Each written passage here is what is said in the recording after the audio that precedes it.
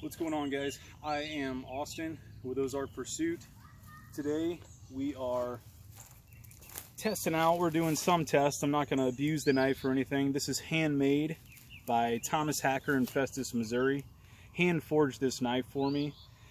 He drew it up and then I kind of picked the design and things we wanted to do to it. He has a micarta handle here. It's a burlap micarta. It's just awesome looking.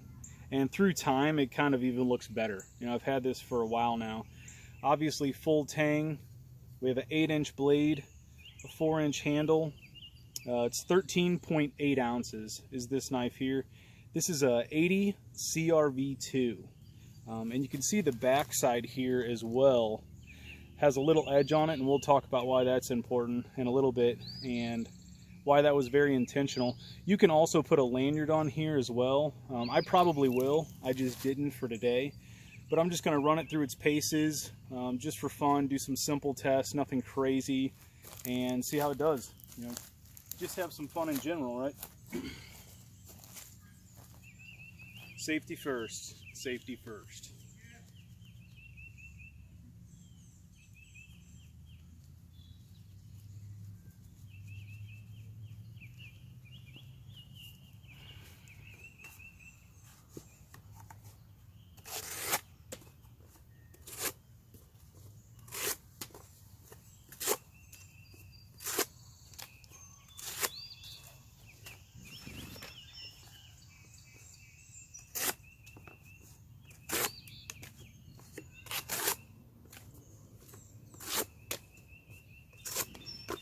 Cutting pretty easy. It will obviously cut paper right now as well, but I think you guys have seen paper cut, so.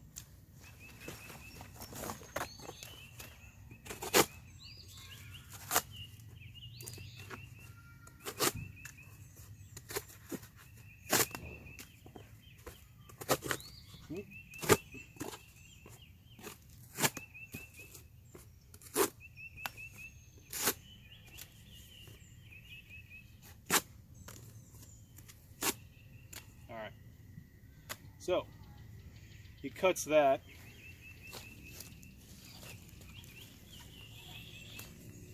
This is actually an old horse lead. Do some cuts on this. Get up close here.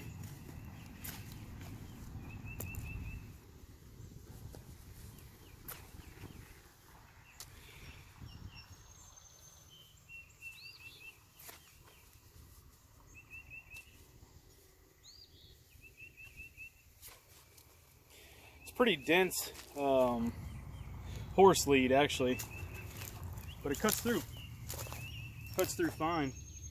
Do some push cutting here.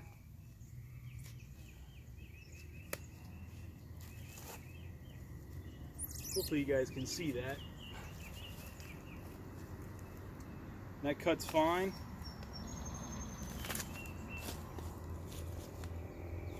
Here's some rope. Do some push cutting on that as well.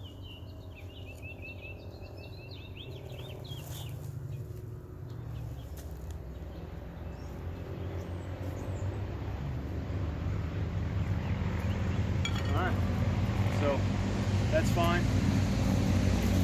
We'll cut through some rope here.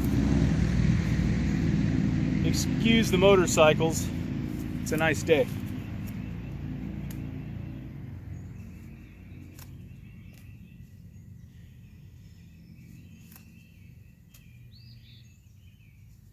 Alright, so I'll obviously cut rope, the horse lead, and everything else.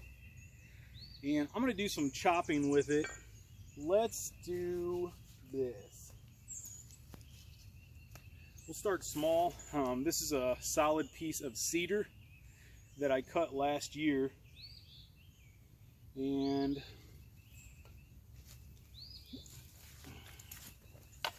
let's see, actually I'm going to use this. Let's go here. Let me get situated here. All right.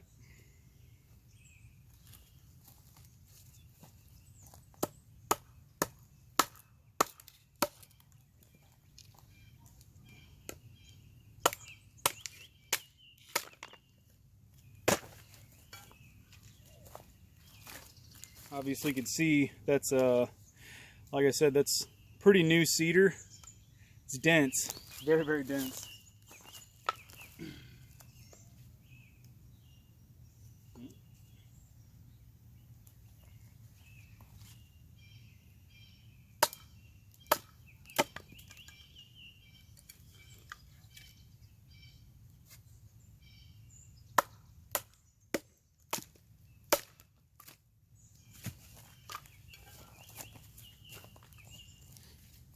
All right, you can see that. I mean, you can cut this down also, and you can start to make some kindling and stuff like that for fire starting. This is a large knife. A lot of bushcrafter knives and stuff like that are smaller, and I think each have their pros and cons. I think this one's going to prove a good chopper. So here's what I was saying is, you know, you can cut these down as small as you want for starting a fire. You know, just cut little pieces off, stuff like that. So obviously we're good on that.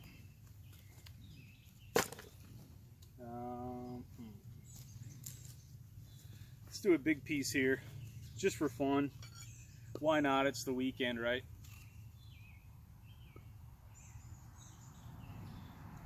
So this may be challenging because I didn't cut the bottom too flat. So this is a big piece for this knife, but let's see how we do here.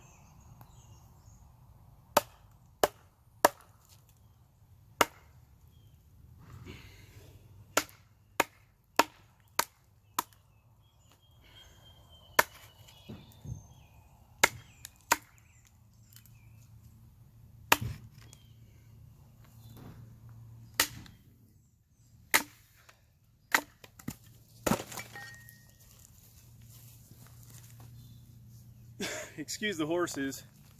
That is Lux. I'm not sure if she's on camera or not, but so through solid wood here, no problem.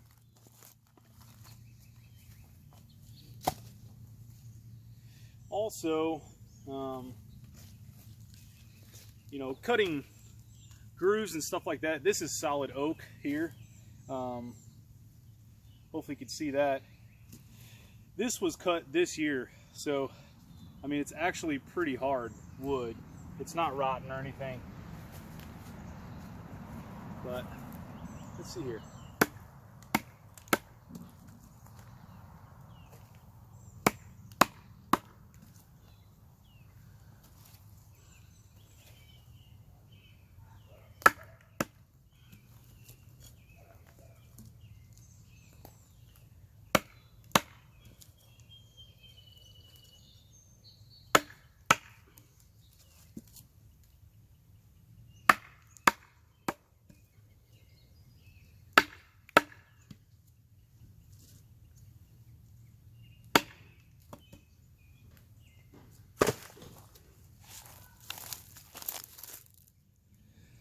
That's solid oak right there. You know, we can see.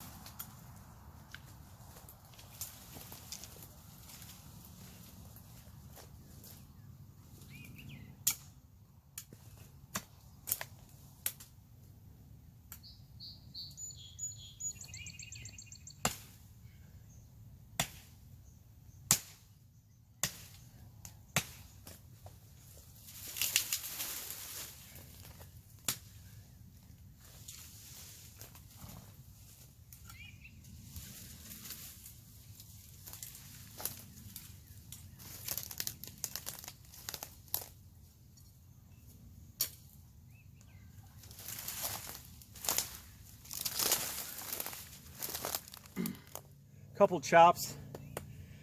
I could bend this thing over in half, cut it again. It's a hell of a steel, that's what I gotta say. It definitely does what they say it will do, and Thomas does a good heat treating job. You know, it's quality stuff. I mean, look at the size of this tree, cut down in a couple hits. So if I was making a shelter, something like that, I could definitely do that.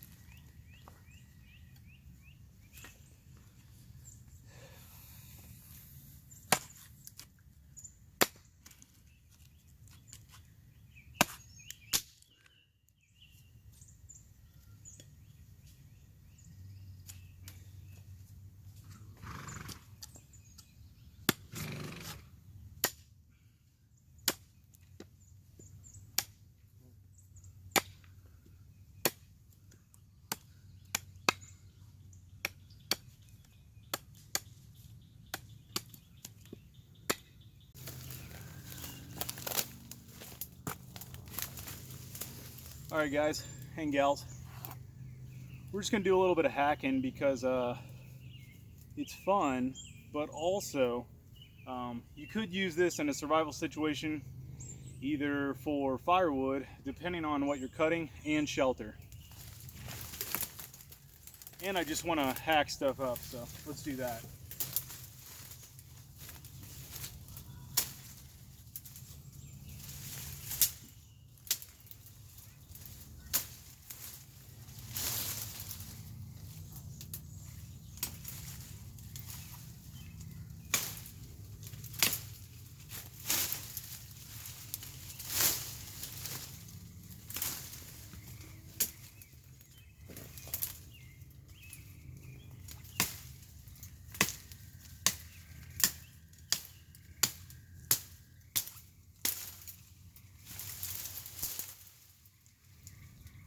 CRV2. Look at this. You can't see it, but this is a pretty big tree.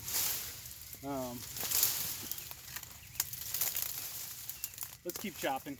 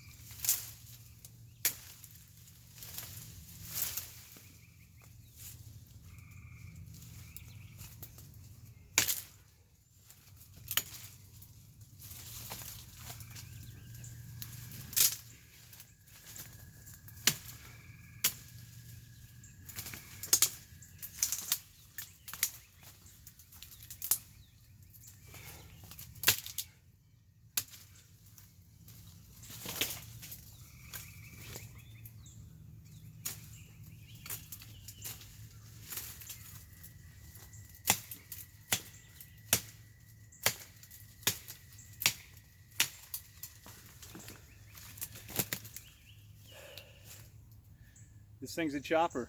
Thanks, Thomas.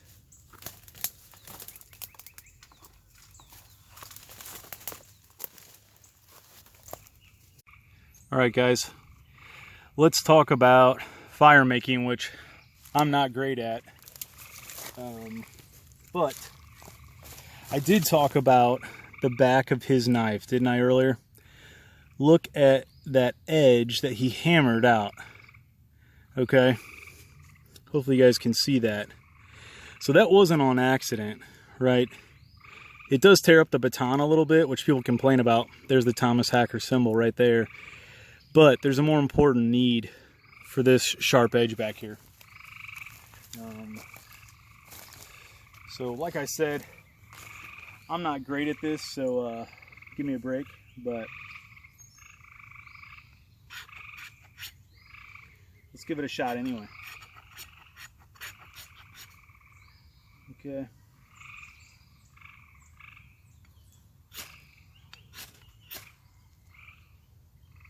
There you go.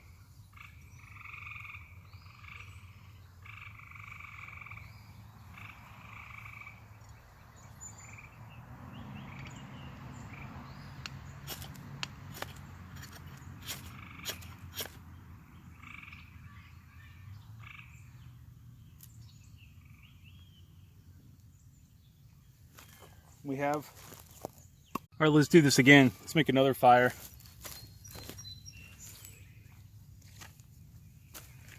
I haven't made many fires. I'm not a Boy Scout or anything, but I had a couple of these actually in my basement, and just kind of having fun.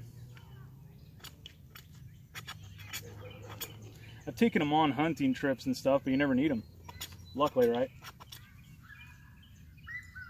Hopefully. Might as well have them anyway, though.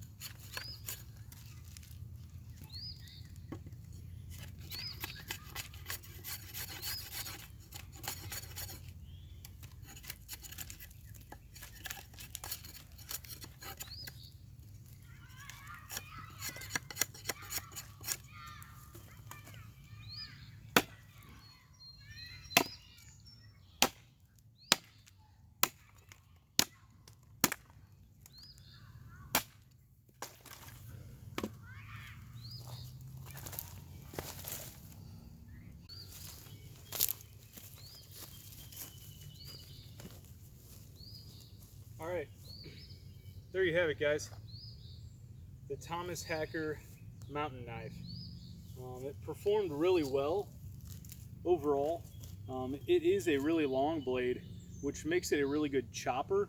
But sometimes when you're doing some of the finer stuff, I actually didn't show feathering, but when you're doing some of the finer stuff, it seems like it's a big blade, you know what I mean? Which is what I asked for. So it's an awesome knife. It did everything I want it to do, and I'm sure you could use it for hunting and stuff like that. If you attach it, you know, to a pole that you cut off the trees and stuff like that, and you can make a spear out of it, or you can just cut spears. But overall, it performed awesome. It had some dark marks on here from, hopefully you guys can see that, from making the fire, but it comes right off, so it's not that big of a deal. It's not supposed to be a pretty knife anyway, right? So if you did need a smaller knife, you would probably have one, like a smaller bushcraft knife or something like that. So appreciate you guys watching. You know, hit the subscribe button if you want to see more videos like this. I have a review coming up, which I don't want you to miss. I have a review on this coming up soon. I want to carry it. I want to use it. Spartan Harzy Runes and Staves. Awesome blade. Awesome blade. So, thanks for watching, guys. Take care.